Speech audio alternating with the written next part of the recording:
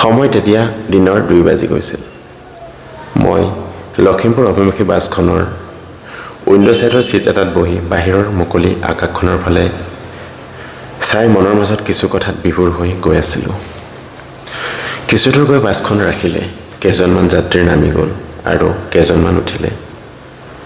দাদা, আপোনাৰ বেগটো অলপ ছাইড কৰি দিব নেকি প্লিজ? হঠাৎ ছোৱালী এজনীৰ মাতত মোৰ সম্বিত ঘূৰি আহিল।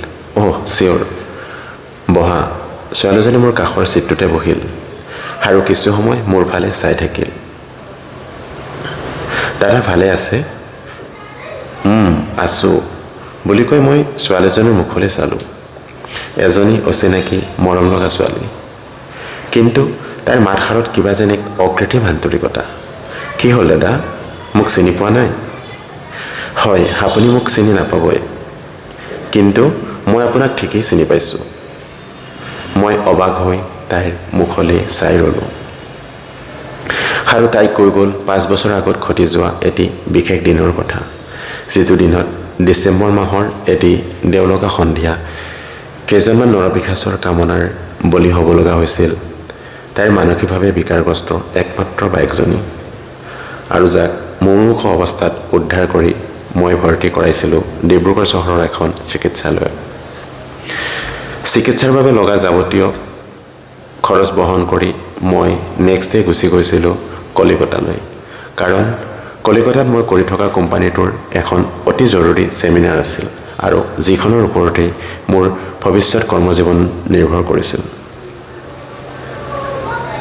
কৰ্মজীৱনৰ ব্যস্ততাৰ মাজতো সেই অবাঞ্ছিত ঘটনাটোৱে বাৰে বাৰে আমনি কৰিছিল। জানিবৰ মন হৈছিল সেই ছোৱালীজনীৰ বিষয়ে, কি হ'ল তাইৰ, সুস্থ হ'লনে তাই? যদিও কোনো তেজৰ সম্পৰ্ক নাছিল, তথাপি তাইৰ সেই নিষ্পাপ মুখখন আজিও যেন মোৰ বহু চিনাকি। নিজৰ ভনীসম মানি ডাক্তৰক কৈ গৈছিলোঁ যাতে চিকিৎসাৰ কোনো কৃপণালি নকৰে। কলিকতাৰ পৰা 6 মাহ পাছত মোৰ ট্ৰেন্সফাৰ হৈছিল ডুবাইলৈ, আৰু যোৱা 5টা বছৰ ডুবাইত কটাই পুনৰ অসমলৈ ঘূৰি আহিলোঁ, আৰু আজি আচৰিত ধৰণে এই ছোৱালীজনীক লগ পাইছোঁ। কিন্তু তাই মোক চিনি পালে কেনেকৈ? তাই পুনৰ কৈ গ'ল, বাৰ ঘটনাটোৰ খবৰ পাই আমি হস্পিটেললৈ গৈছিলোঁ আৰু আপোনাক কণ্টেক্ট কৰিবৰ বাবে বহুত চেষ্টা কৰিছিলোঁ, কিন্তু আপোনাৰ কোনো কণ্টেক্ট নাপালোঁ। মাথো চিকিৎসালয় কৰ্তৃপক্ষক অনুৰোধ কৰি CCTV ফুটেজৰ পৰা আপোনাৰ আৱয়ব সাঁচি ৰাখিলোঁ আমাৰ হৃদয়ৰ মাজত।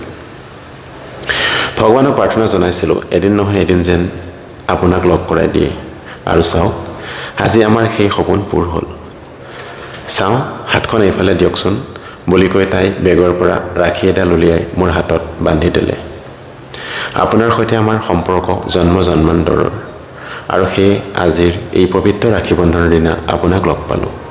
আৰু তাই কৈ গ'ল সেই ঘটনাটোৰ পাছত ডাক্তৰৰ নেৰানেপেৰা প্ৰচেষ্টাত কেনেদৰে তাইৰ বায়েকজনী সুস্থ হৈ উঠিল, আৰু ভগৱানৰ কৃপাত যোৱা 2 বছৰ আগত মানসিক চিকিৎসালয়ৰ পৰা সম্পূৰ্ণ সুস্থ হৈ ঘৰলৈ উভতি আহিল। আৰু তাই এতিয়া ঘৰৰ কাষতে এটা কোচিং চেণ্টাৰ খুলি তাতেই ব্যস্ত থাকে।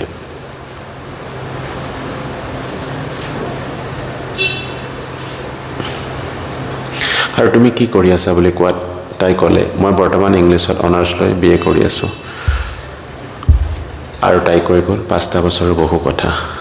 তাইৰ ঘৰলৈ যাবলৈ বহুত জোৰ কৰিছিল। মই ক'লোঁ আজি নহয়, আহিম বাৰু বেলেগ এদিন।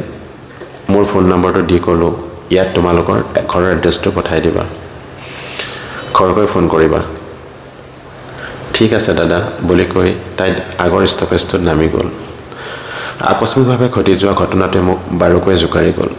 মুখত এটা সন্তুষ্টিৰ হাঁহি বিৰিঙি উঠিল। সঁচাকৈ জীৱনৰ বাটত কোন কেতিয়া কাৰ আপোন হৈ পৰে কোনেও ক'ব নোৱাৰে। জীৱন সঁচাকৈ অনুপম।